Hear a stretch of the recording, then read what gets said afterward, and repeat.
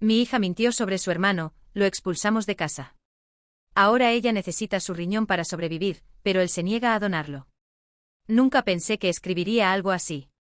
Nunca imaginé que llegaría al punto de sentarme aquí sola, con las manos temblando, revisitando cada decisión que tomé, cada palabra que grité y cada silencio que elegí mantener. Mi nombre es Elena. Tengo 42 años, soy profesora de literatura y siempre me enorgullecí de ser una madre presente, atenta y justa. Al menos eso era lo que creía hasta que todo se derrumbó. Tengo 2 hijos.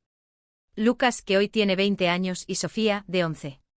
La diferencia de edad entre ellos siempre fue grande, pero yo pensaba que eso los hacía especiales. Lucas era el hermano protector, el chico maduro que ayudaba a cuidar de su hermana menor. Sofía era la energía de la casa, esa niña que iluminaba cualquier ambiente con su presencia. Lucas siempre fue un chico tranquilo. Le gustaba dibujar, pasaba horas en su cuarto creando historietas, soñaba con ser ilustrador.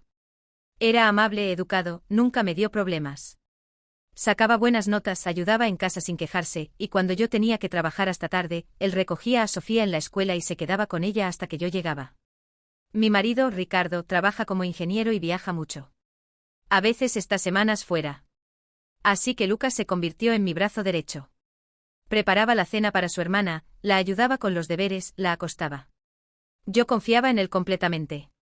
Sofía era lo opuesto. Habladora, extrovertida, dramática. Adoraba ser el centro de atención. Cuando tenía 5 años, fingía desmayarse en la sala solo para ver a todos corriendo a ayudarla. Cuando tenía 7 inventó que había visto un fantasma en el jardín y pasó una semana entera durmiendo en mi cuarto. Era así, intensa, creativa, a veces manipuladora de una manera infantil que yo encontraba graciosa. Debería haberle prestado más atención a eso. Era un viernes de octubre. Recuerdo cada detalle de esa noche como si hubiera pasado ayer. Hicimos una cena en familia. Mi madre estaba allí, mi hermana con sus hijos, mi marido había vuelto de viaje esa mañana. La casa estaba llena, ruidosa, feliz. Hicimos lasaña, la receta de mi abuela. Los niños jugaban en la sala. Los adultos conversaban en la cocina mientras yo servía el vino. Lucas había llegado de la universidad hacía algunas horas y estaba ayudando a arreglar la mesa. Estábamos todos sentados, listos para comer, cuando Sofía habló. Lo dijo de una manera tan casual, tan despreocupada, que por un segundo pensé que había entendido mal. Lucas me tocó de una manera extraña. La frase salió de su boca como si estuviera comentando sobre el clima. Sin drama, sin lágrimas, sin miedo aparente. Solo una declaración simple, dicha mientras movía el tenedor. El silencio fue instantáneo y absoluto. Mi madre se detuvo con el vaso en el aire. Mi hermana se atragantó. Mi marido se volvió hacia mí con los ojos muy abiertos. Miré a Sofía, luego a Lucas. ¿Qué dijiste, mi amor?, pregunté sintiendo mi corazón acelerarse. Lucas. Él metió la mano en mis bragas. 2 veces. Continuó moviendo el tenedor, como si acabara de relatar que el perro se había comido su comida. Mi mundo dejó de girar. Miré a Lucas. Estaba pálido, completamente paralizado, con la servilleta todavía en la mano. Su boca estaba entreabierta, los ojos fijos en su hermana, incrédulos. Sofía, esto es muy serio, dije, intentando mantener la voz firme. ¿Estás segura de lo que estás diciendo? Sí. Fue cuando mamá estaba en el trabajo y estábamos solos. Ricardo se levantó tan rápido que la silla cayó hacia atrás. El ruido resonó por la sala. Mi hermana acercó a sus hijos. Mi madre se tapó la boca con la mano. Lucas, dijo mi marido, y su voz era helada, controlada, peligrosa. Sala. Ahora. Lucas se levantó como un autómata. Me miró buscando algo: protección, creencia, amor. No pude sostener su mirada. Seguimos a la sala. Mi madre llevó a Sofía al cuarto. Mi hermana se quedó congelada en la cocina. Papá, yo no, comenzó Lucas, pero Ricardo lo interrumpió. ¿Tocaste a tu hermana? No. Yo nunca haría eso. No sé por qué ella está diciendo eso, pero... La tocaste, gritó Ricardo, y nunca había visto a mi marido así. Su cara estaba roja, las venas del cuello saltadas. No. Lo juro por todo, yo nunca. El puñetazo llegó antes de que pudiera reaccionar. Ricardo golpeó a Lucas en la cara con tanta fuerza que el chico cayó al suelo, golpeándose la cabeza contra el borde de la mesa de centro. La sangre comenzó a brotar de su nariz inmediatamente. Ricardo, grité, pero no me moví para ayudar a mi hijo. Me quedé allí paralizada, viendo a Lucas en el suelo, llorando, sosteniéndose la cara. Mamá, por favor, créeme. No hice nada. Amo a Sofía, yo nunca. Cállate, dijo Ricardo, y su voz era más aterradora en el susurro que en el grito. Eres asqueroso. Eres un monstruo. Ricardo, espera, intenté decir, pero mi voz salió débil, sin convicción. Porque una parte de mí ya había decidido. Una parte de mí ya había elegido creer en mi niña pequeña, en mi hijita, en lugar de mi hijo de 18 años. Sal de mi casa, dijo Ricardo. Ahora. Papá, por favor. Ahora. Lucas se levantó tambaleándose. La sangre goteaba en el suelo. Me miró una vez más, y lo que vi en esa mirada me persigue hasta hoy. No era solo dolor o miedo. Era traición. Era la comprensión súbita y devastadora de que su propia madre no creía en él. Mamá, susurró. No respondí. Solo tomé a Sofía, que había vuelto a la sala, y la abracé fuerte contra mi pecho. Ricardo subió las escaleras pisando fuerte. Escuché cajones siendo abiertos, cosas siendo tiradas. 15 minutos después bajó con 2 maletas, una mochila y los documentos de Lucas. Tienes 20 minutos para salir, dijo, tirando todo en la entrada. Y no vuelvas nunca más. Lucas recogió sus cosas con las manos temblando. Estaba llorando en silencio, intentando limpiar la sangre de su cara con la manga de la camisa. Cuando pasó junto a mí, se detuvo. Mamá, mírame. Mírame a los ojos y dime que realmente crees esto. Desvié la mirada. Fue la última vez que me llamó mamá. La puerta se cerró detrás de él, y escuché sus pasos bajando las escaleras del edificio. Ricardo cerró la puerta con llave, puso la cadena y se volvió hacia mí. Nunca más quiero oír su nombre en esta casa. Y yo estuve de acuerdo. Dios me perdone, estuve de acuerdo. En los días siguientes, cambiamos todas las cerraduras. Bloqueamos el número de Lucas. Ricardo canceló la tarjeta de crédito adicional que le habíamos dado. Quitamos todas las fotos de él de las paredes. Fue como si estuviéramos borrando su existencia. Mi madre intentó hablar conmigo. Elena, ¿no crees que deberíamos al menos conversar más con él? ¿Investigar? Mamá, mi hija no mentiría sobre algo así. Pero Lucas siempre fue tan buen chico. Exactamente por eso es que nadie sospecharía de él, interrumpí, repitiendo la frase que había leído en algún artículo sobre abusadores. Los peores son siempre los que parecen incapaces. Ella no insistió más. Sofía fue a terapia. No porque ella lo pidiera, sino porque pensé que era lo correcto. La llevé con una psicóloga infantil especializada en traumas. En la primera sesión, esperé en la sala de espera, mordiéndome las uñas, imaginando que estaría revelando mi hija allí dentro. Cuando terminó la sesión, la psicóloga me llamó sola. ¿Cómo está?, pregunté inmediatamente. Es una niña muy lista, dijo la psicóloga. Y había algo en su tono que no pude descifrar. Conversamos sobre el incidente que me relataste. ¿Y? Sofía me dijo que recuerda lo que pasó, pero no quiso entrar en detalles. Dijo que prefiere olvidar. Esto es común en casos de trauma, así que no voy a forzar. Trabajaremos a su ritmo. Asentí, aliviada de no tener que escuchar detalles. La verdad es que no quería saber específicamente qué había hecho Lucas. La simple idea me dejaba con náuseas. Continuamos las sesiones por 3 meses. Sofía iba todas las semanas, a veces entusiasmada, a veces aburrida. La psicóloga decía que estaba procesando, y que yo debía tener paciencia. Pero algo comenzó a molestarme. Sofía no parecía traumatizada. Jugaba normalmente, dormía bien, reía fuerte. A veces la encontraba viendo vídeos en la tablet, completamente relajada, y pensaba, ¿estará realmente bien? Una vez, cerca de 2 meses después, la vi mirando una foto antigua nuestra. Era una foto familiar, tomada en su cumpleaños número 8. Lucas estaba detrás de ella, haciendo muecas, y Sofía reía con la boca llena de pastel. Mamá, ¿por qué quitamos las fotos de Lucas de la pared?, preguntó. Mi corazón se encogió. ¿Sabes por qué, mi amor? Sí. Pero se veía bien en las fotos. Sofía. Está bien, está bien. Solo preguntaba. Dejó la foto y salió corriendo a jugar. Me quedé allí sosteniendo esa fotografía, mirando la sonrisa genuina de mi hijo, y por primera vez, una pequeña semilla de duda comenzó a germinar en el fondo de mi mente. Pero la aplasté inmediatamente. Los niños abusados no siempre muestran signos obvios, me dije. Se está protegiendo. Está disociando. Encontré justificaciones para todo. Ricardo, por otro lado, nunca volvió a ser el mismo. Comenzó a trabajar aún más, viajando por semanas seguidas. Cuando estaba en casa, apenas hablaba. Se quedaba en el despacho hasta tarde, bebiendo whisky y mirando la pared. Una noche, 3 meses después de expulsar a Lucas, entré en el despacho y encontré a Ricardo llorando. ¿Qué pasa?, pregunté asustada. Mi marido nunca lloraba. Lo golpeé, Elena. Golpeé a mi hijo y lo eché a la calle. Él lastimó a nuestra hija. Lo sé, gritó golpeando el escritorio. Lo sé. Pero... era tan joven. ¿Y si? ¿Y si necesitaba ayuda? ¿Y si pudiéramos haber hecho algo diferente? No digas eso. Protegimos a Sofía. Hicimos lo correcto. Ricardo me miró con los ojos rojos. Entonces, ¿por qué me siento como un asesino? No supe responder. En los meses siguientes intenté no pensar en Lucas. Bloqueé cualquier pensamiento sobre dónde estaría, si estaba bien, si tenía dónde dormir. Cuando esas preguntas aparecían en mi mente, las empujaba lejos violentamente. Es adulto.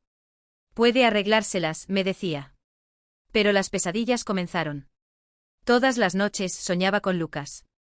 A veces estaba solo bajo la lluvia, empapado, temblando. Otras veces estaba en nuestra puerta, tocando, suplicando entrar, y yo solo miraba a través de la mirilla sin abrir. Y en las peores pesadillas estaba en el suelo de la sala, con la cara sangrando, mirándome y preguntando ¿por qué, mamá? ¿Por qué no me escuchaste? Me despertaba sudando con el corazón acelerado, y Ricardo ni lo notaba. Dormía profundamente a mi lado, o estaba viajando. Una vez, cerca de 6 meses después, estaba en el supermercado cuando vi a un joven de lejos. Era delgado, usaba ropa gastada y cargaba una mochila enorme en la espalda. Por un segundo mi corazón se detuvo. ¿Lucas? Corrí hacia él, pero cuando el joven se dio vuelta, era otra persona. Completamente diferente. Pedí disculpas avergonzada y salí corriendo del supermercado, dejando el carrito de compras atrás. Lloré en el auto por 20 minutos. Pero aún así, no busqué a mi hijo. No llamé, no mandé mensaje, no intenté encontrarlo. Porque hacer eso sería admitir que tal vez, solo tal vez, había cometido un error. Y no podía admitir eso. Sofía estaba creciendo. Entró al equipo de voleibol de la escuela, hizo nuevas amigas, comenzó a interesarse por el maquillaje y series adolescentes. Era como si nada hubiera pasado. Como si Lucas nunca hubiera existido. Excepto por una cosa extraña. A veces, cuando la sorprendía, veía una expresión en su cara que no podía descifrar. ¿Era culpa? ¿Miedo? ¿Confusión? Pero cuando notaba que yo la estaba mirando, la expresión desaparecía instantáneamente, reemplazada por una sonrisa brillante. ¿Qué pasa, mamá? Nada, hija. Solo te admiro. Y la vida continuaba. 1 año y medio pasó desde esa noche. Lucas cumpliría 20 años pronto. Me encontré pensando en eso el día que sería su cumpleaños. ¿Celebraría? ¿Tendría amigos? ¿Todavía pensaría en nosotros? No, dije en voz alta, sola en la cocina. Tocó a Sofía. No merece mi preocupación. Pero mi voz no sonó convincente ni siquiera para mí misma. Fue cuando todo se derrumbó por completo. Era un sábado por la mañana. Sofía tenía entrenamiento de voleibol. Mi sobrina Julia, que tenía 19 años y licencia de conducir desde hacía poco, se ofreció a llevarla. Estaba cansada, me había quedado despierta hasta tarde corrigiendo exámenes, así que acepté agradecida. Ten cuidado, sí, le dije a Julia. Relájate, tía. Manejo súper bien. Sofía entró al auto animada, llena de energía matutina. Saludó por la ventana mientras se alejaban. Yo saludé de vuelta, sin saber que esa imagen quedaría grabada en mi mente para siempre. Volví adentro y decidí tomar un café tranquilo. Encendí la TV, me acomodé en el sofá con mi taza. Ricardo estaba viajando de nuevo, así que la casa estaba en silencio. 2 horas después mi teléfono sonó. Era un número desconocido. Normalmente no contestaría, pero algo me hizo tomar la llamada. ¿Hola? Señora Elena Ferreira, preguntó una voz masculina y profesional. Sí, soy yo. Aquí es el Hospital San Lucas. Necesita venir inmediatamente. Hubo un accidente. El mundo giró a mi alrededor. ¿Qué tipo de accidente? Mi hija. Por favor, venga lo más rápido posible. No puedo dar detalles por teléfono. Colgué y llamé inmediatamente a Ricardo, pero entró al buzón de voz. Intenté 3 veces más. Nada. Tomé las llaves del auto con las manos temblando tanto que casi no pude abrir la puerta. La carrera hasta el hospital fue un borrón. No recuerdo semáforos, tráfico, nada. Solo recuerdo repetir mentalmente, por favor, Dios. Por favor. Cuando llegué al hospital, una enfermera me llevó a una sala privada. Un médico estaba allí, con esa expresión que tienen los médicos cuando las noticias son terribles. Señora Ferreira, siéntese, por favor. ¿Dónde está mi hija? ¿Qué pasó? Hubo una colisión frontal. Un camión invadió el carril. El impacto fue severo. Mis piernas fallaron. Me senté antes de caer. Julia, su sobrina, falleció en el lugar. Lo siento mucho. Un grito atrapado en mi garganta. ¿Y Sofía? Sofía está viva, pero en estado crítico. Sufrió traumatismo craneal, múltiples fracturas y hizo una pausa, consultando la carpeta. Daños severos en los riñones. El riñón izquierdo fue gravemente lesionado en el impacto. Estamos haciendo todo lo posible, pero... ¿Pero qué? Va a necesitar un trasplante. Pronto. Los días siguientes fueron una pesadilla de la cual no podía despertar. Sofía pasó por 3 cirugías de emergencia en las primeras 48 horas.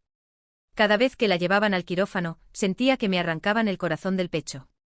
Ricardo logró volver del viaje corriendo, llegó al hospital despeinado, sudado, aterrado. Nos quedamos en la UCI. No salimos de allí. Las enfermeras traían café que se enfriaba en nuestras manos sin que lo bebiéramos. El tiempo dejó de tener sentido.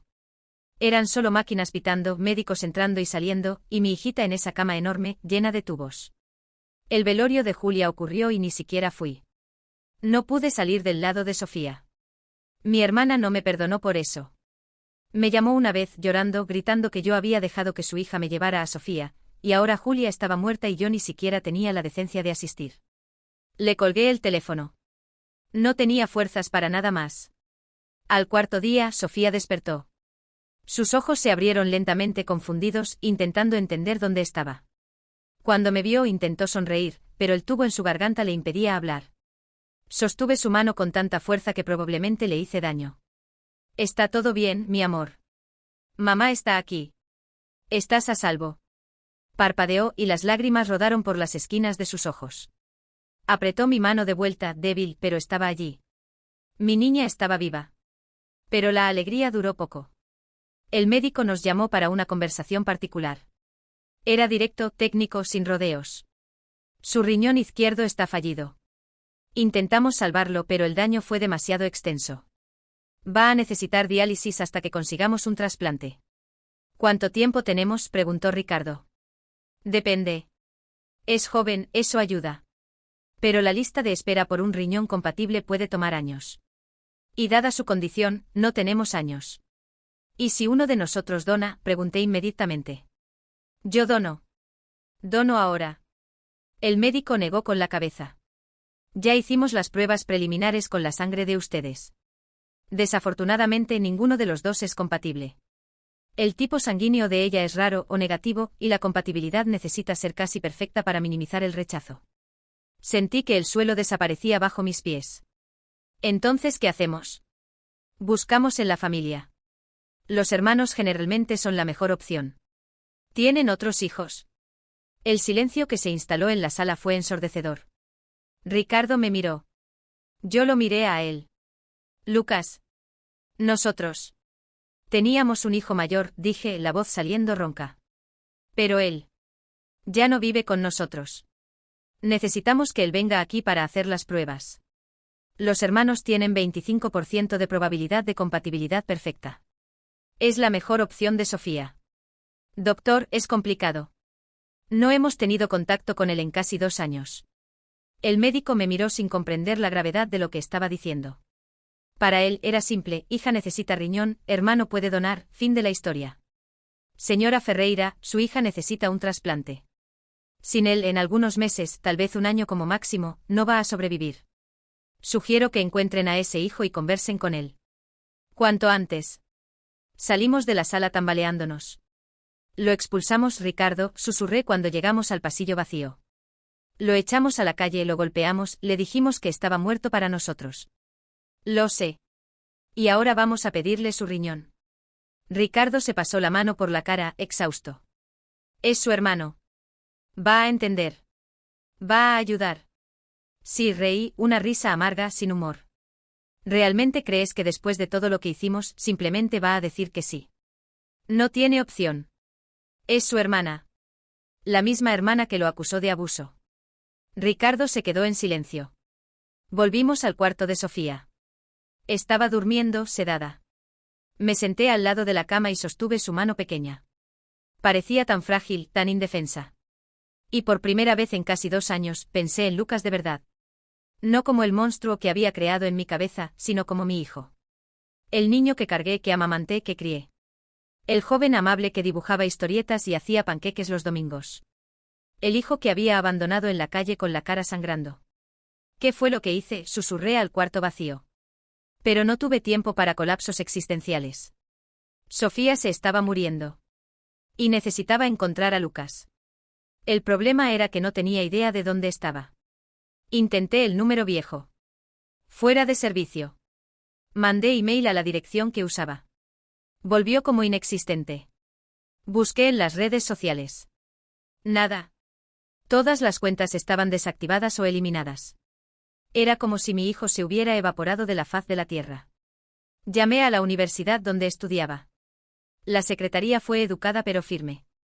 Lucas Ferreira pausó su matrícula hace 1 año y medio y no volvió. No tenemos información de contacto actualizada. Pero no saben dónde está. ¿A dónde fue? No, señora. Lo sentimos mucho. Colgué frustrada. Ricardo tuvo la idea de buscar a través de mi madre. Ella había sido cercana a Lucas. Tal vez él se había puesto en contacto con ella. Llamé a mi madre por primera vez en meses.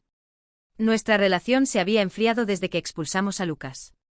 Ella había dejado claro que no aprobaba, pero tampoco tuvo el coraje de confrontarnos directamente. Elena contestó sorprendida. Mamá, necesito tu ayuda. Sofía tuvo un accidente. Lo sé. Lo vi en Facebook de tu hermana. ¿Cómo está? Expliqué la situación rápidamente. Cuando llegué a la parte sobre necesitar a Lucas, se quedó en silencio por un largo momento. Me estás pidiendo ayuda para encontrar al nieto que expulsaste de casa para que done un riñón a la nieta que mintió sobre él. La forma en que lo puso me hizo sentir aún peor. Mamá, sé cómo suena esto. ¿Sabes dónde está, Elena? No. ¿Sabes si está vivo? Mi estómago se revolvió. No. ¿Te preocupaste por saber en algún momento en los últimos 2 años? Mamá, por favor. No tengo contacto con Lucas. Me llamó una vez, unos 6 meses atrás. Preguntó si podía prestarle dinero. Le pregunté dónde estaba, y dijo que era mejor que no lo supiera. Que tú y Ricardo habían dejado muy claro que ya no era bienvenido en la familia. ¿Le prestaste el dinero? Sí. Pero nunca volvió a contactarme. Intenté llamar de vuelta, pero el número estaba apagado. Mamá, necesito encontrarlo. Lo sé. Pero no puedo ayudarte, Elena. Y sinceramente no sé si debería. Es tu nieta. Y él es mi nieto. Y ustedes lo destruyeron basándose en la palabra de una niña de 9 años sin investigación, sin conversación, sin nada. Sofía no mentiría. ¿Estás tan segura?, preguntó mi madre, y había algo en su voz que me heló. ¿Qué quieres decir? Sofía siempre fue dramática, Elena. Tú misma lo decías. ¿Recuerdas cuando tenía 6 años y dijo que la maestra le había pegado? Fuiste a la escuela lista para demandar, y descubriste que la maestra solo le había sujetado el brazo para impedirle golpear a otro niño. Eso es diferente. Sí. O simplemente no quisiste verificar porque era más fácil creer que tu hijo era un monstruo que admitir que tu hija podría estar mintiendo. Le colgué. Pero las palabras quedaron resonando en mi cabeza. Pasé toda la noche despierta al lado de la cama de Sofía, observando las máquinas que mantenían viva a mi hija. Cada pitido del monitor cardíaco era un recordatorio de que el tiempo pasaba, de que estaba empeorando, de que necesitaba hacer algo. Las palabras de mi madre no salían de mi cabeza. Sofía siempre fue dramática. Era verdad. Siempre lo fue. Pero eso no significaba que mentiría sobre algo tan serio. ¿O sí? Sacudí la cabeza intentando alejar esos pensamientos. No, no podía pensar así. Sofía era la víctima.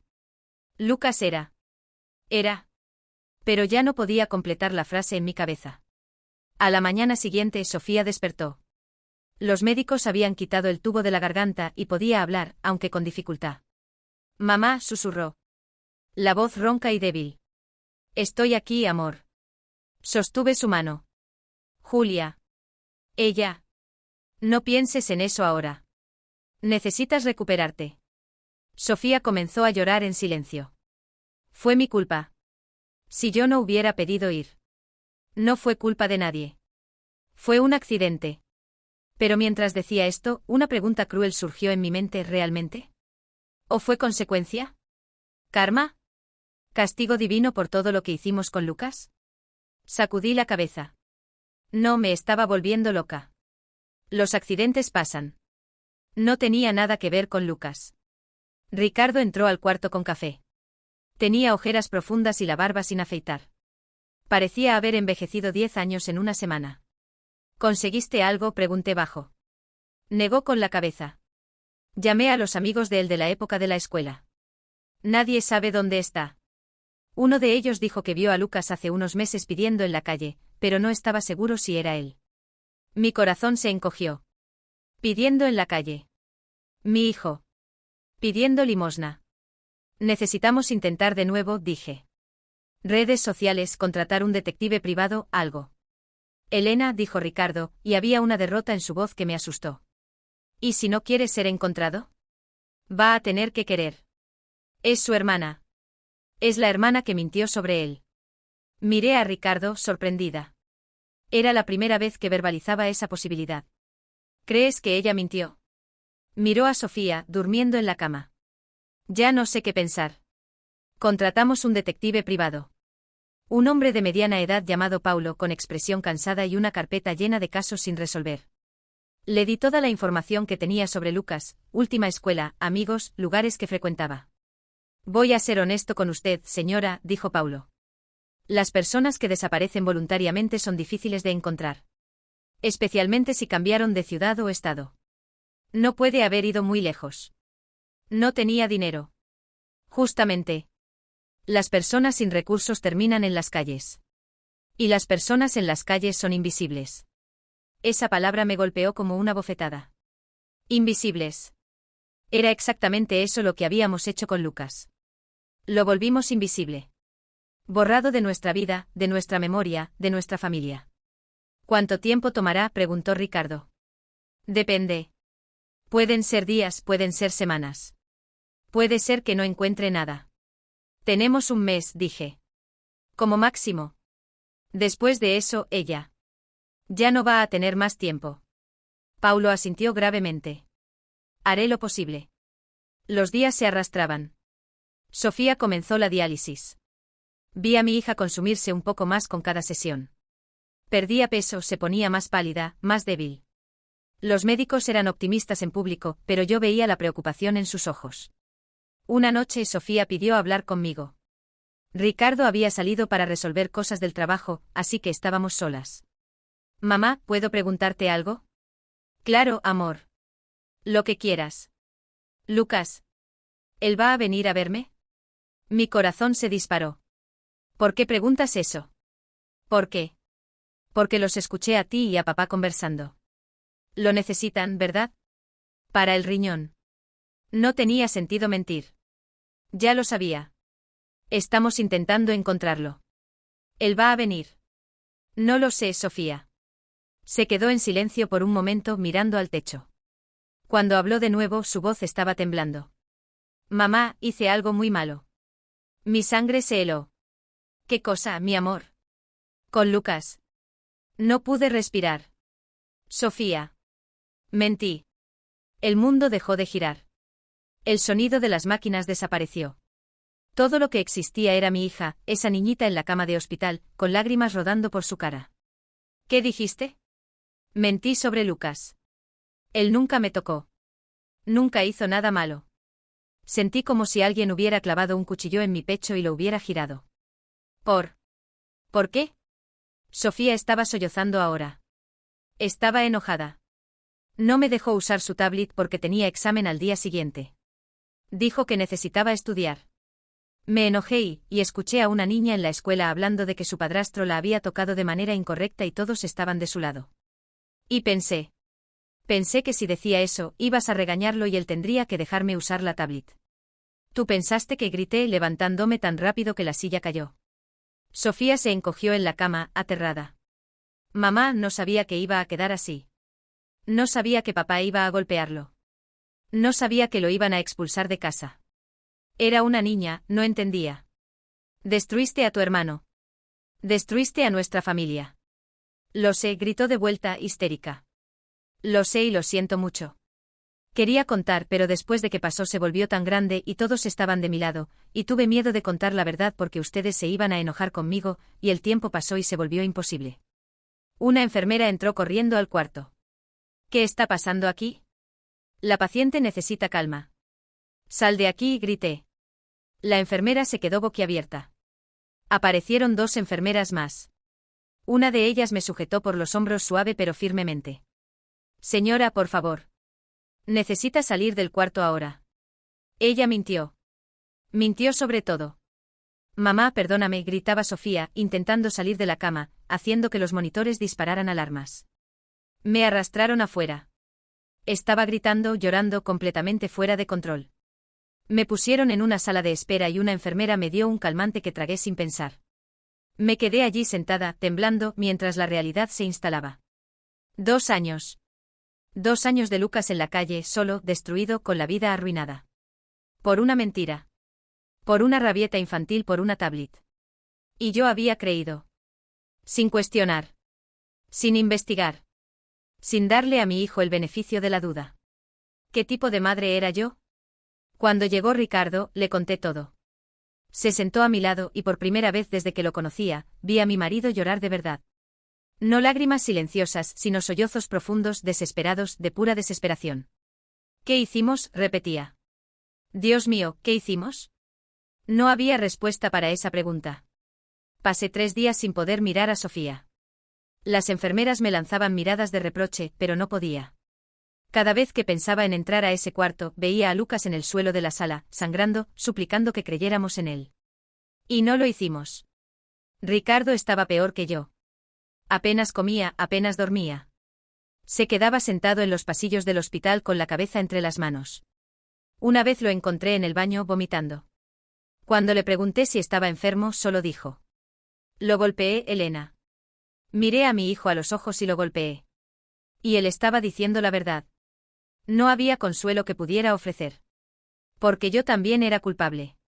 Tal vez más porque yo era la madre. Las madres deberían saber. Las madres deberían sentir cuando algo está mal. Pero yo no sentí nada. Solo mi propia certeza arrogante. Paulo, el detective, llamó al 4.º día. Encontré algo, dijo sin emoción en la voz. Mi corazón se disparó. ¿Lo encontraste? No exactamente. Pero encontré a alguien que puede saber dónde está. Un albergue para personas sin hogar en la zona este. El coordinador recuerda a un joven con la descripción de Lucas que estuvo allí por algunos meses, el año pasado. ¿Puedes darme la dirección? Puedo, pero señora Ferreira, necesito advertirle. Ese lugar es pesado. Prepárese. Anoté la dirección con manos temblorosas. Le dije a Ricardo que saldría por algunas horas. Solo asintió sin preguntar a dónde. Creo que lo sabía.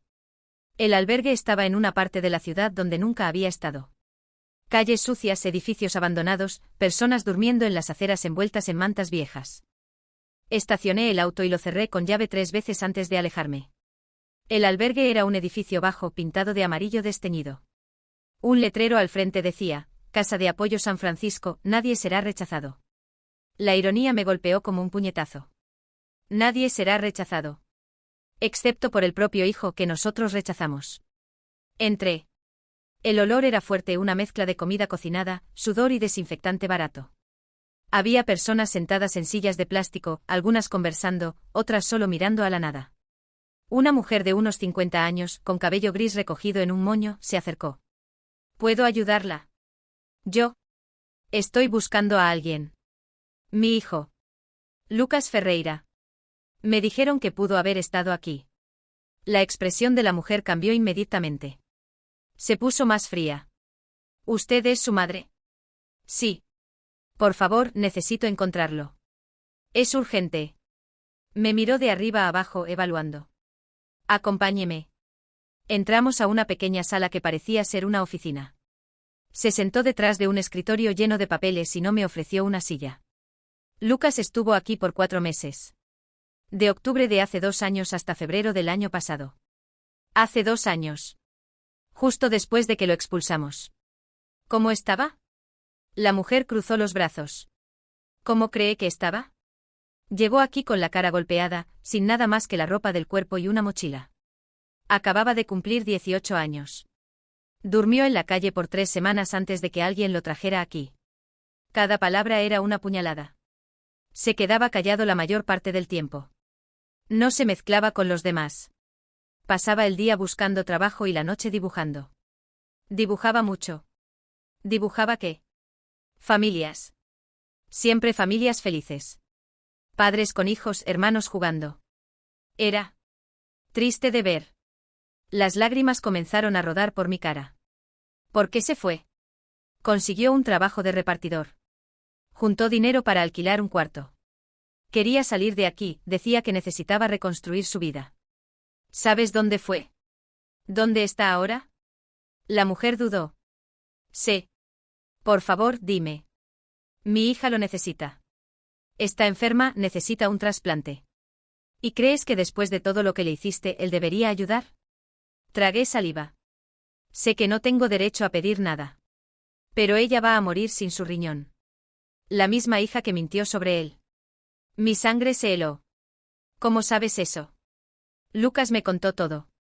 Necesitaba desahogarse con alguien, imagino. Pasó meses diciendo que no entendía cómo su hermana había hecho eso, como sus padres habían creído sin cuestionar. Ella confesó, dije, mi voz saliendo débil. Sofía confesó que mintió. Que inventó todo porque estaba enojada con él.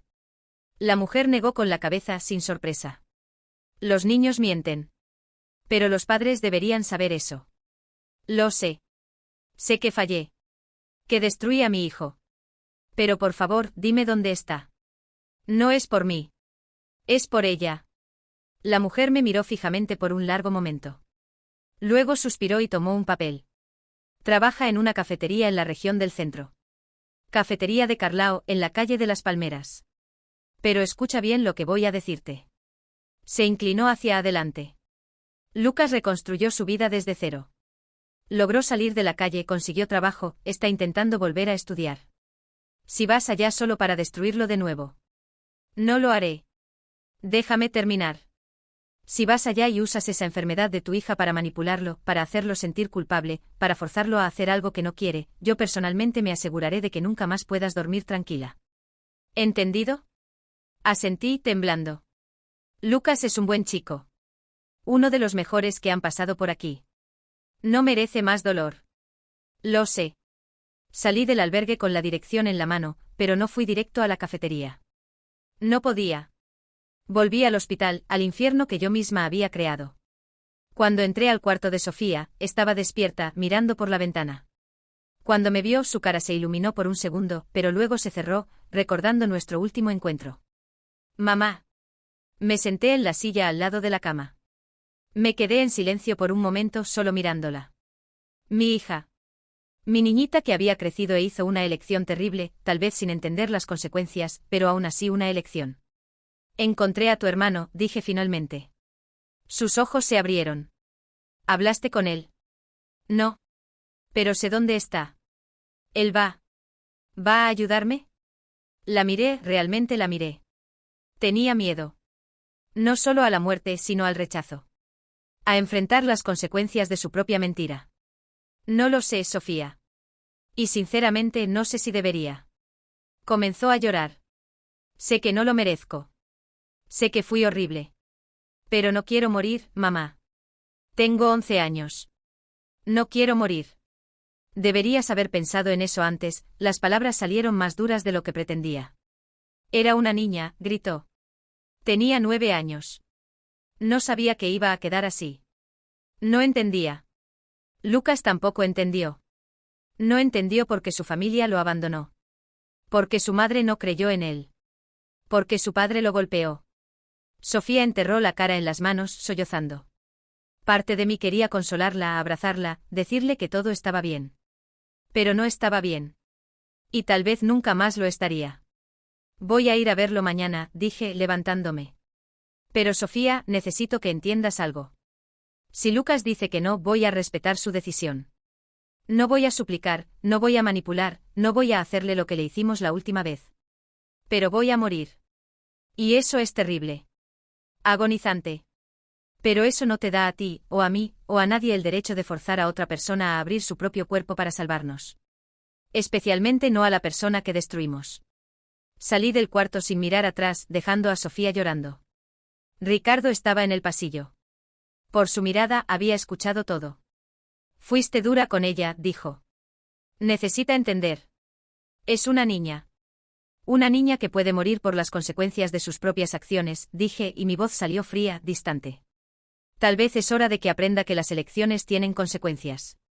Incluso cuando tienes 11 años. Ricardo no respondió. Esa noche en la cama, me quedé mirando al techo ensayando lo que le diría a Lucas. Lo siento, parecía ridículamente inadecuado. Me equivoqué, era demasiado obvio. Por favor, salva a tu hermana, era pura manipulación. No había palabras correctas. Porque no había forma de arreglar lo que hicimos. A la mañana siguiente me vestí con mi mejor ropa, arreglé mi cabello, me puse maquillaje para esconder las ojeras. Quería parecer compuesta, en control. Pero cuando me miré en el espejo, todo lo que vi fue una mujer rota fingiendo estar entera. La cafetería de Carlao era un lugar simple, con mostrador de fórmica y olor a grasa en el aire. Había algunos clientes tomando café, conversando bajo. Entré despacio, buscando. Y entonces lo vi. Lucas estaba detrás del mostrador, limpiando la máquina de café. Estaba más delgado, mucho más delgado. Usaba lentes ahora, algo que no usaba antes. Tenía el cabello más corto, y había una cicatriz pequeña sobre la ceja que no recordaba haber visto. Pero era él. Mi hijo. Mi niño. Todavía no me había visto. Continuaba limpiando con movimientos mecánicos automáticos. Parecía cansado, muy cansado. Respiré hondo y me acerqué al mostrador. Disculpe, dije y mi voz tembló. Lucas miró hacia arriba. Nuestros ojos se encontraron. Y el mundo se detuvo. La cara de Lucas perdió todo el color. El trapo que sostenía cayó al suelo. Se quedó completamente inmóvil, como si hubiera visto un fantasma. Y tal vez lo había hecho. El fantasma de la madre que lo había abandonado. Lucas. Comencé, pero mi voz falló. No dijo nada. Solo se quedó allí, mirándome fijamente con una expresión que no podía descifrar. ¿Shock? ¿Rabia? ¿Miedo? Un hombre gordo y calvo salió de la cocina, limpiándose las manos en el delantal. Lucas, ¿qué pasa? ¿Viste un fantasma o qué? Luego me vio. Buenos días, señora.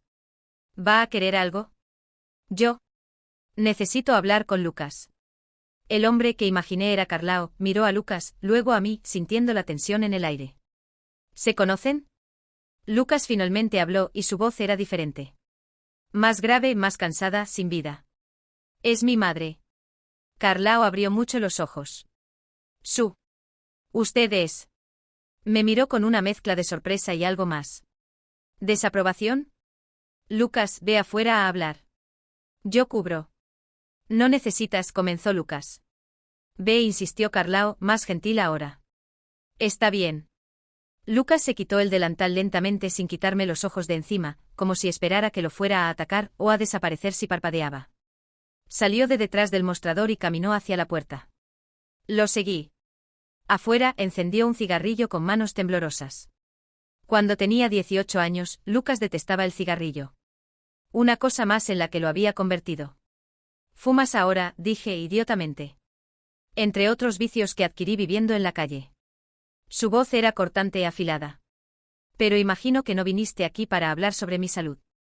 Lucas, yo. ¿Cuánto tiempo hace? 2 años. Casi 2 años sin una palabra, sin una llamada, sin nada. Y ahora apareces aquí en mi trabajo.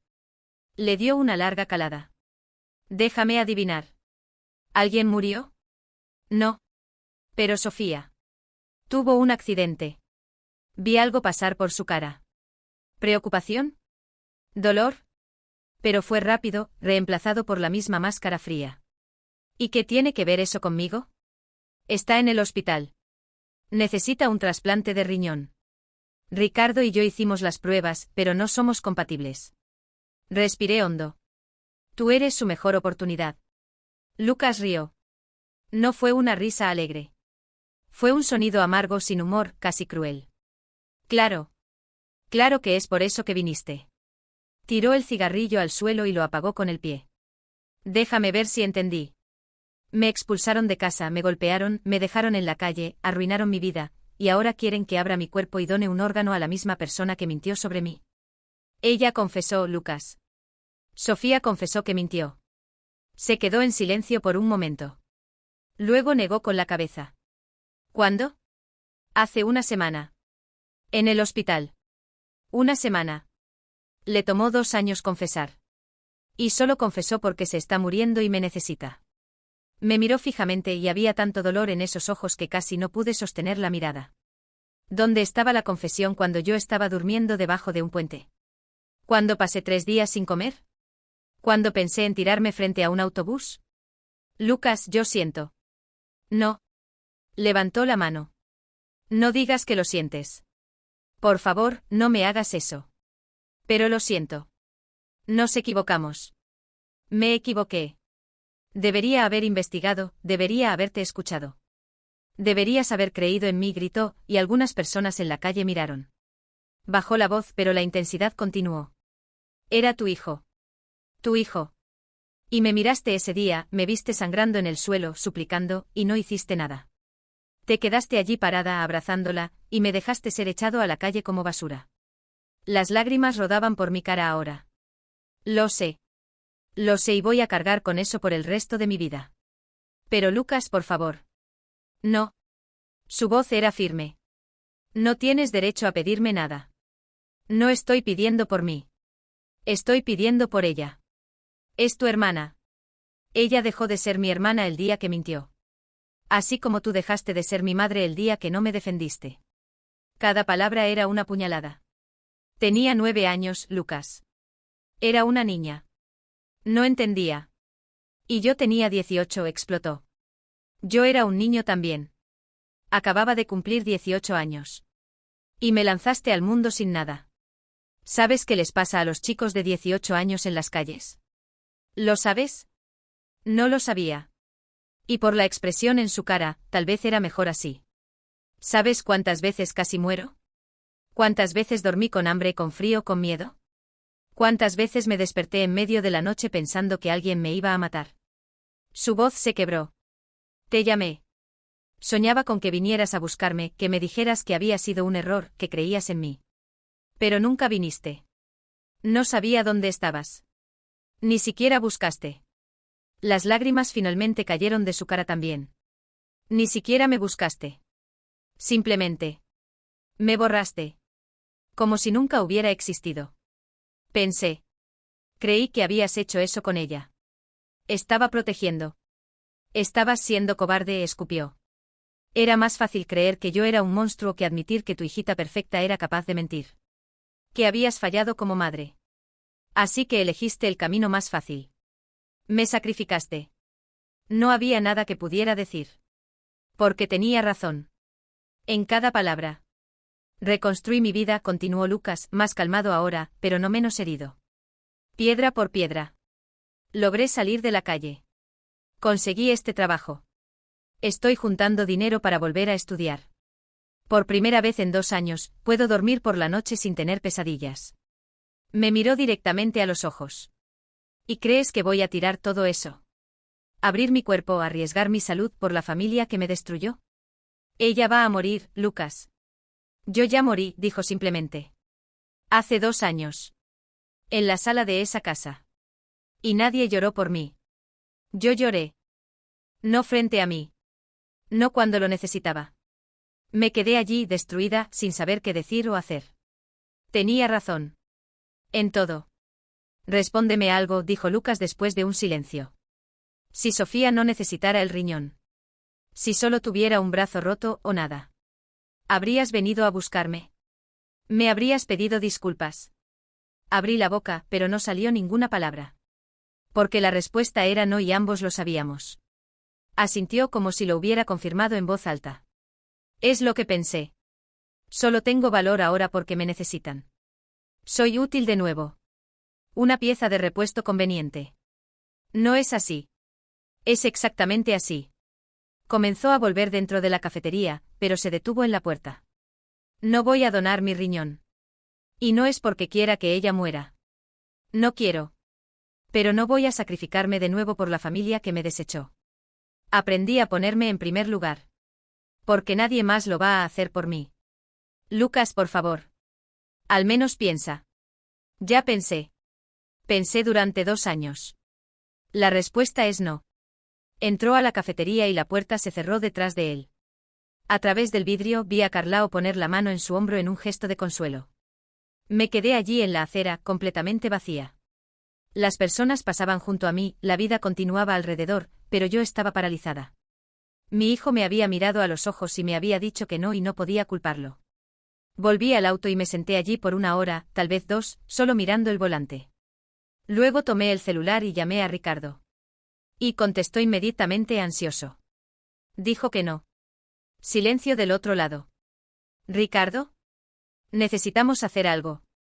Ofrecer dinero, prometer. No, lo interrumpí.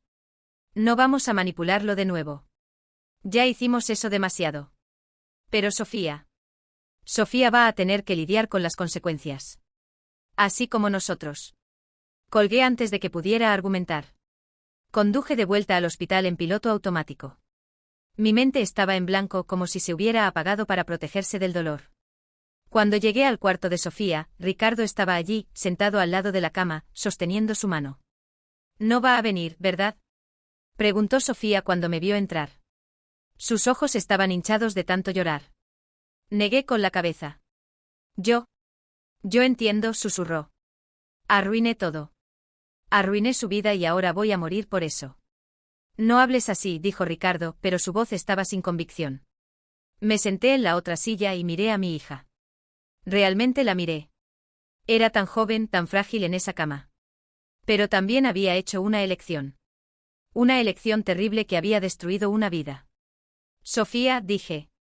Necesito que entiendas algo. Lucas tiene todo el derecho de decir que no. No importa lo que te pase. No te debe nada. Lo sé, mamá. Y nosotros, tu padre y yo, fallamos con él de una manera imperdonable. Éramos los adultos. Deberíamos haber investigado, haber cuestionado. Y no lo hicimos. Ricardo estaba llorando en silencio. «¿Entonces qué va a pasar ahora?», preguntó Sofía. «Vamos a seguir intentando encontrar un donante compatible. Vamos a rezar. Vamos a hacer todo lo posible», dije. «Pero no vamos a perseguir más a Lucas. Ya sufrió suficiente por nuestra culpa». Los días siguientes fueron un borrón de desesperación y esperanza menguante. Los médicos pusieron a Sofía en la parte superior de la lista de emergencia, pero los donantes compatibles eran raros. Cada día que pasaba, se ponía más débil. Una tarde, 2 semanas después de mi encuentro con Lucas, recibí una llamada de un número desconocido. «Hola. ¿Elena? Soy Carla. Del albergue. La mujer que me había dado la dirección de Lucas». «Hola, Carla. Yo. No sé si debería estar llamando. Pero pensé que deberías saber. Lucas vino aquí ayer». Mi corazón se aceleró. Quería conversar. Dijo que no estaba pudiendo dormir, que estaba teniendo pesadillas. Me contó sobre tu visita. No debería haber ido. Tal vez. Pero también me dijo otra cosa. Dijo que se hizo una prueba de compatibilidad. No pude respirar. ¿Qué? Fue al hospital, a escondidas, y se hizo la prueba. Dijo que necesitaba saber si era compatible o no, aunque no fuera a donar.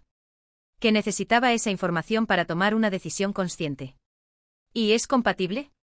No lo sé. No me contó el resultado. Pero pensé que debería saber que al menos lo consideró. Colgué aturdida. Lucas había ido al hospital. Se había hecho la prueba. ¿Eso significaba algo? ¿O era solo él buscando un cierre? No le conté a Ricardo ni a Sofía. No quería dar falsas esperanzas. 3 días después, mientras estaba en el pasillo del hospital tomando un café horrible, vi una figura familiar caminando en mi dirección. Lucas. Tenía las manos en los bolsillos, mirando al suelo, pareciendo aún más delgado que la última vez. Cuando me vio, se detuvo a algunos metros de distancia. Hola, dijo bajo. Hola. No pude decir nada más. Me hice la prueba, dijo directamente. Soy 100% compatible. Compatibilidad perfecta, dijeron los médicos. Es raro, pero pasa entre hermanos. Las lágrimas comenzaron a caer instantáneamente de mi cara. Lucas. Déjame terminar, levantó la mano. Pasé las últimas semanas pensando. No dormí bien ningún día. Me preguntaba qué tipo de persona sería si la dejaba morir. Y qué tipo de persona sería si la salvara después de todo. Finalmente me miró a los ojos. La verdad es que todavía la amo. Es mi hermana. Y por más que me haya lastimado, por más que haya destruido mi vida, una parte de mí todavía la recuerda pequeñita, llamándome hermano, pidiéndome que le leyera historias para dormir. Su voz se quebró. Odio que todavía me importe. Pero me importa. ¿Vas a hacer la cirugía?, logré susurrar. Sí. Pero no por ustedes. No por ti o por Ricardo. Lo hago por mí. Porque yo necesito vivir con mis elecciones. Y no puedo vivir sabiendo que podría haberla salvado y no lo hice, no importa lo que ella me haya hecho. Di un paso hacia él, queriendo abrazarlo, pero retrocedió. Pero hay condiciones. Lo que sea. Lo que quieras. Primera condición, ustedes pagan todos mis gastos médicos. Cirugía, recuperación, fisioterapia, todo. No tengo seguro médico y no voy a endeudarme por esto. Claro, sin problema. Segunda, después de la cirugía, nunca más quiero ver a ninguno de ustedes. Ni a ti, ni a Ricardo, ni a Sofía. Se acabó. Ya no existen para mí. Eso dolió más que cualquier cosa que hubiera dicho antes. Pero lo merecía. Entiendo. Tercera, Sofía necesita escribir una carta. Una carta confesando todo. La mentira, el porqué, las consecuencias. Y esa carta va a ser publicada. Quiero que todos sepan lo que hizo. No por venganza, sino porque mi reputación fue destruida. La gente todavía piensa que soy un abusador. Quiero mi nombre limpio. Lo hará. Lo garantizo. Y cuarta condición. Hizo una pausa, su voz volviéndose más dura. Quiero que tú y Ricardo asuman públicamente lo que hicieron. Quiero que digan que se equivocaron, que me abandonaron sin pruebas, que destruyeron a su hijo por negligencia y prejuicio. Quiero que sientan una fracción de la humillación que yo sentí.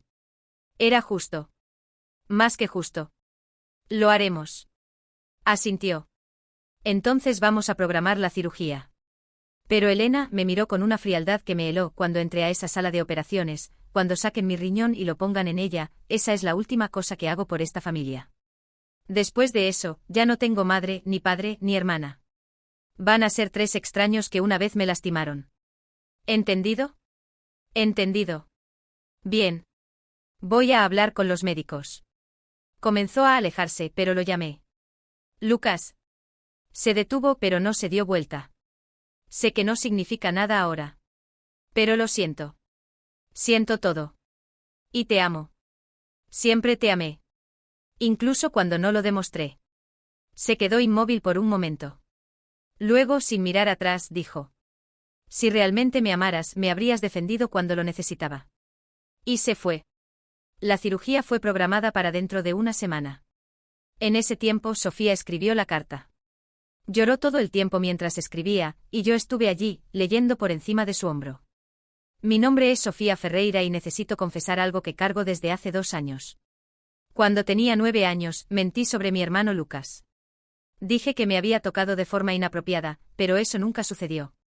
Inventé esa historia porque estaba enojada con él por no dejarme usar su tablet. No entendía la gravedad de lo que estaba haciendo. Pensé que sería solo una pelea familiar normal. Pero mis padres me creyeron inmediatamente. Mi padre golpeó a mi hermano y lo expulsaron de casa. Tenía solo 18 años. Lucas pasó casi 2 años en las calles por mi mentira. Perdió todo: su casa, su familia, sus estudios, su reputación. Sufrió cosas que ni siquiera puedo imaginar. Y todo porque quise castigarlo por algo insignificante. Ahora me estoy muriendo. Necesito un trasplante de riñón y Lucas es el único compatible. Y a pesar de todo lo que hice, decidió donar. No porque me perdonó, sino porque es mejor persona que cualquiera de nosotros. Escribo esto para limpiar su nombre. Lucas nunca me lastimó.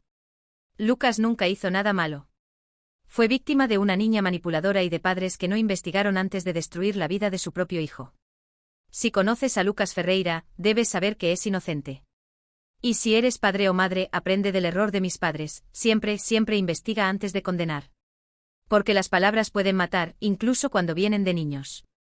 Voy a cargar esta culpa por el resto de mi vida, sea corta o larga. Y es lo mínimo que merezco. Publicamos la carta en las redes sociales. La reacción fue inmediata y brutal. Los primeros mensajes eran de shock. Luego vinieron los de rabia. Rabia hacia Sofía, rabia hacia nosotros, rabia por toda la situación. ¿Qué tipo de padres creen en un niño sin investigar? Esta niña destruyó la vida de su hermano por una tablet. Los padres son tan culpables como ella. Más en realidad. Pobre Lucas. Pasó por todo eso y todavía va a donar el riñón. Es un santo. Pero también había gente que era cruel con Sofía. No merece el riñón. Déjenla morir. Es el karma. Yo si fuera Lucas me guardaría el riñón. Ricardo y yo también hicimos nuestra parte. Grabamos un vídeo admitiendo nuestros errores, pidiendo disculpas públicamente a Lucas y explicando que habíamos fallado como padres de ambas maneras, fallamos en proteger a un hijo inocente y fallamos en educar adecuadamente a la hija que mintió. El vídeo se viralizó. Fuimos destrozados en los comentarios. Mi hermana me bloqueó en todo. Mi madre llamó llorando, diciendo que estaba avergonzada. Perdí amigos. Ricardo casi perdió su trabajo. Pero era lo mínimo que merecíamos. Llegó el día de la cirugía.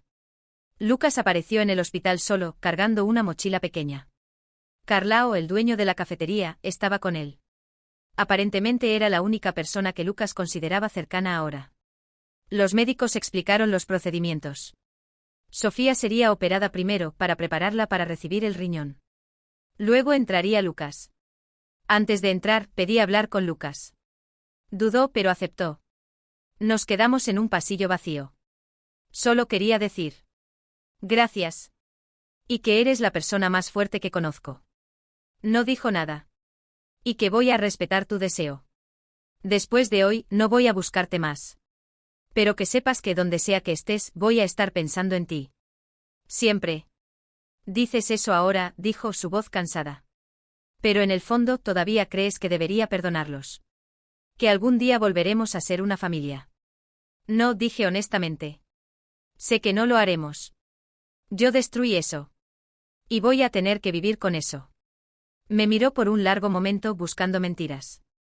No encontró ninguna. Adiós, Elena. No, mamá. Elena. Adiós, Lucas. Las cirugías duraron horas. Ricardo y yo nos quedamos en la sala de espera, sin hablar, solo existiendo en el mismo espacio. Carla del albergue apareció, así como Carlao. Habían venido a apoyar a Lucas, no a Sofía. Cuando finalmente salieron de cirugía, el médico dijo que todo había salido bien. El riñón estaba funcionando perfectamente. Lucas y Sofía se recuperarían. ¿Cuándo puedo ver a mi hijo?, pregunté.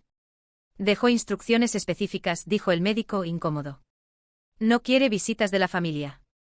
Solo del señor Carlao. Cada palabra era una puñalada, pero asentí. ¿Y Sofía? Pueden verla en algunas horas, cuando despierte de la anestesia. Sofía despertó tarde en la noche. Cuando abrió los ojos y nos vio, comenzó a llorar. ¿Funcionó? Sí, dijo Ricardo. ¿Estás bien? El riñón está funcionando. ¿Y Lucas? También está bien. ¿Él quiere verme? Ricardo y yo intercambiamos miradas. No, mi amor. No quiere. Sofía lloró hasta dormirse de nuevo. Lucas estuvo en el hospital por 5 días. Nosotros nos quedamos en el piso de arriba con Sofía. Sabía que él estaba allí, a solo unos pisos de distancia, pero podría haber estado en otro planeta. La distancia entre nosotros era infranqueable.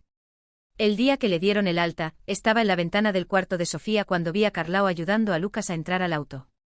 Lucas cojeaba un poco, todavía dolorido de la cirugía.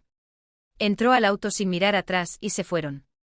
Mi hijo había salido de mi vida por segunda vez. Pero esta vez fue su elección.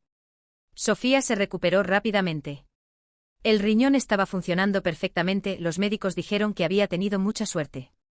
Pero ella no se sentía afortunada. Se sentía culpable. Llevo su órgano dentro de mí, dijo una vez. Cada día, respiro porque él decidió salvar a una persona que no merecía ser salvada. Entró en terapia intensiva. No solo por el trauma del accidente, sino por la culpa de lo que había hecho. La terapeuta dijo que Sofía tendría que aprender a vivir con las consecuencias de sus acciones, y que sería un proceso largo y doloroso. Ricardo y yo también entramos en terapia, juntos y por separado. Nuestro matrimonio estaba pendiendo de un hilo.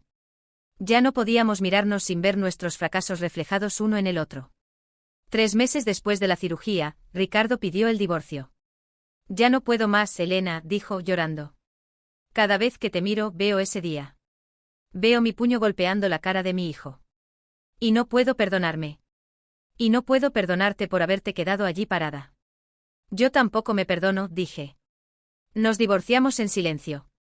Ricardo se mudó a otro estado, dijo que necesitaba empezar de nuevo lejos de todo. Ve a Sofía una vez al mes, pero las visitas son tensas, llenas de silencios pesados. Sofía y yo vivimos juntas ahora, en un apartamento más pequeño. Las paredes no tienen fotos familiares porque ya no somos una familia completa. Hay un vacío en forma de Lucas que nunca será llenado. 6 meses después de la cirugía, rompí mi promesa. Volví a la cafetería de Carlao. Carlao me reconoció inmediatamente y frunció el ceño. No está aquí. Lo sé. Solo. Quería saber si está bien. ¿Por qué debería decirte? No deberías. Pero te lo pido de todos modos. Suspiró. Está bien. Volvió a estudiar. Hace universidad de diseño por la noche y trabaja de día en un estudio de ilustración. Está viviendo en un cuarto, nada lujoso, pero es suyo. Las lágrimas rodaron por mi cara. Él. Es feliz. Está intentando serlo. Pero tiene días malos. Días en que se queda callado, mirando a la nada. La cirugía fue dura para él, física y emocionalmente. Si hablas con él, puedes decirle que pregunté por él. Carlao negó con la cabeza. No lo haré. Me pidió que lo dejara en paz y voy a respetar eso. Y tú deberías hacer lo mismo. Lo sé. Perdón. Solo. Necesitaba saber. Salí de la cafetería y nunca más volví. 1 año después de la cirugía, Sofía me preguntó si podríamos intentar hablar con Lucas. No, dije firmemente. Dejó claro que no quiere contacto. Pero quiero pedirle disculpas personalmente. Ya lo hiciste. En la carta. Sofía, necesitas entender que algunas cosas no se pueden arreglar. No puedes forzar el perdón de alguien. Lucas te dio el mayor regalo que alguien puede dar, su propia vida, literalmente. Pero no te debe nada más. Ni amor, ni perdón, ni su presencia. Fue difícil para ella aceptarlo, pero poco a poco lo entendió. Hoy, 2 años después de la cirugía, Sofía tiene casi 14 años. Es una niña diferente de la que era antes. Más callada, más pensativa, cargando un peso que ningún niño debería cargar. Pero también más consciente, más empática.